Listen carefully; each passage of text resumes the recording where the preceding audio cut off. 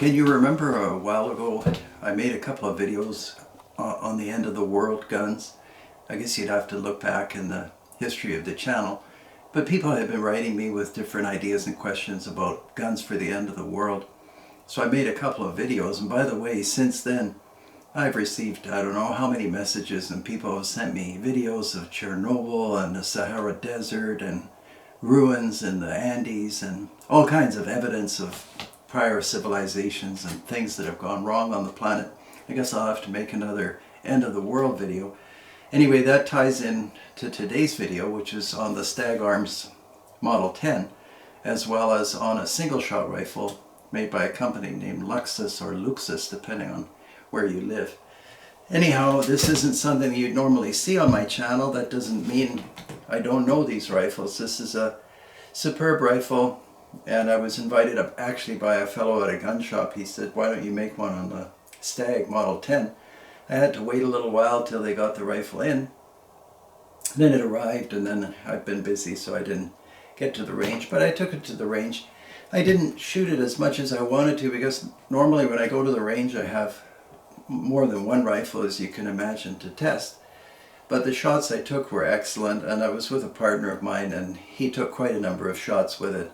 Although it doesn't seem to be affected by rounds at all. One of the things you probably already know, or you'll have to get used to, is in this new age of black rifles, people always want to know round count. They should have, sort of like an odometer on a car. So they should have round-ometers on the rifle itself. But in any event, I think that they are extremely durable, and I really don't have that much to say about the rifle that hasn't been said already, but people were saying, say something, so I can always do that. I put a scope from, where is it from? Made in Belarus. Some of you may think it looks good, others may not, but it works well. It's an 8 power, it's got an illuminated reticle. It happened to fit the rail, so I just popped it on there. I had another scope on here, but it was too low. Operation is typical AR. I don't need to probably review that. I extend this just because of the way I shoot and arm length and so on.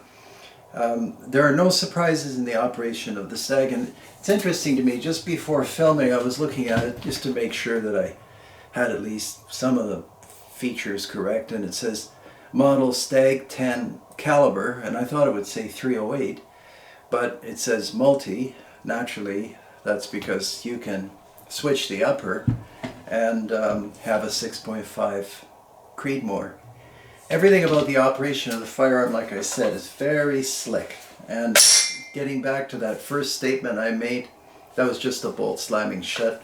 For those of you who are in countries where you maybe don't get a chance to handle anything like this, is this some kind of extraordinarily unusual or dangerous firearm? Not really. It's a semi-automatic, and it has a removable magazine.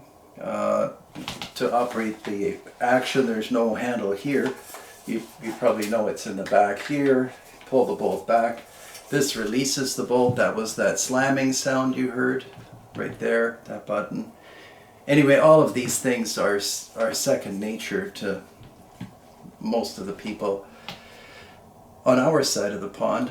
And this one doesn't have any iron sights, but you can see the provision is here. I could pop those on, and actually I may just do that.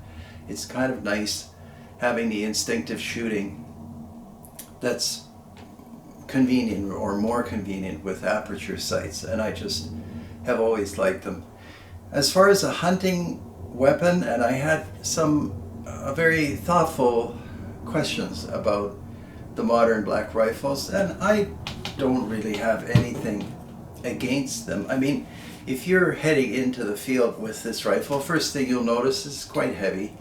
It's a collection of essentially aluminum parts, although there are some steel parts. I did my usual magnetic testing. And is it that far different from a Remington 742 or my Ruger 44 Deerslayer? Not really. I mean, they can be reloaded more quickly, but as I've always said, if you're heading into the field with a rifle that's capable of multiple shots, you're making a key assumption about your first shot, and that's fine. Although for driven hunts, it probably has a use. You know, I'm probably a little bit old-fashioned, and if this is kind of the thing, when you see someone, you know, aiming a weapon like this, I'm not sure that it evokes like images of cabins and campfires and apple pie and stuff like that. But that could be, you know, like I said, my old-fashioned thinking. As a machine, it's excellent. I think they retain their value reasonably well for those of you that write me about collector type questions. There are any number of accessories, and I think I mentioned earlier you can buy an upper in 6.5 Creedmoor. So altogether, do I think this is an excellent firearm? Obviously it is. This platform is well known. The gas system, I don't need to go into. The gas is bled here. It's, I believe, direct impingement, meaning that the gas hits the bolt directly.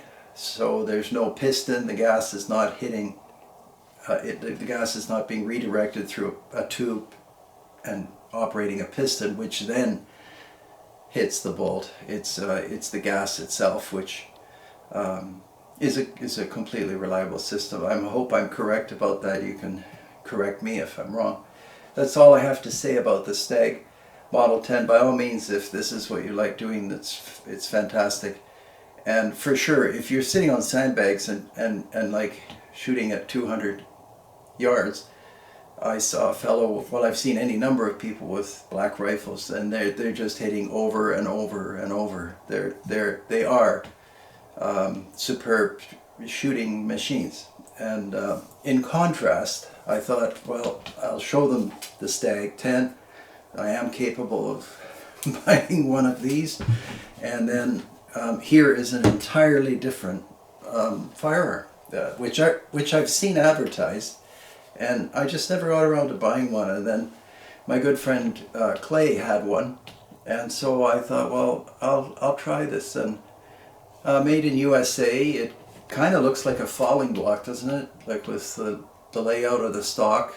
And I'm not sure what the studio lighting picks up, but this is the most expensive exhibition grade Turkish walnut. The barrel length is 26 inches, but you can see the rifle handles as if it's a 20-inch barrel because the action is so short. But it's not a falling block. That's how it's just a break open single shot rifle. But it's made to the highest standards. This locks, I can't describe how perfect that feels. And then you notice there's no hammer on the back. That's because the hammer's on the side right here. That's how this operates. And there is no safety because the hammer is the safety. I don't want to cock it and fire it and so on. Although I don't think that causes any damage. I'm just not sure of it.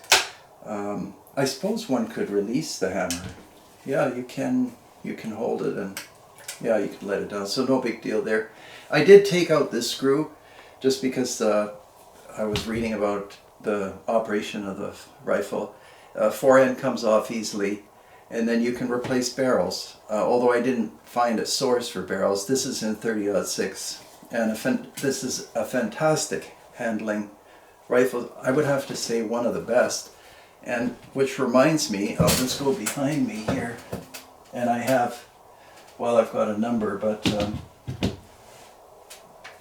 here's a contrast, the H&R handy rifle. This one's in 223, and it has the same sort of excellence, a little bit stiff, excellence of purpose that the Luxus has. And I didn't take this one out to the range. I took another one out in 223. Cost me $300, something like that. One of the most accurate 223s ever. Anyway, this is, obviously a different rifle from the Luxus. But I would have to say this is probably one of the finest handling rifles. And if you go hunting with a single shot, you are making assumptions about whether you're going to hit or miss with that first shot.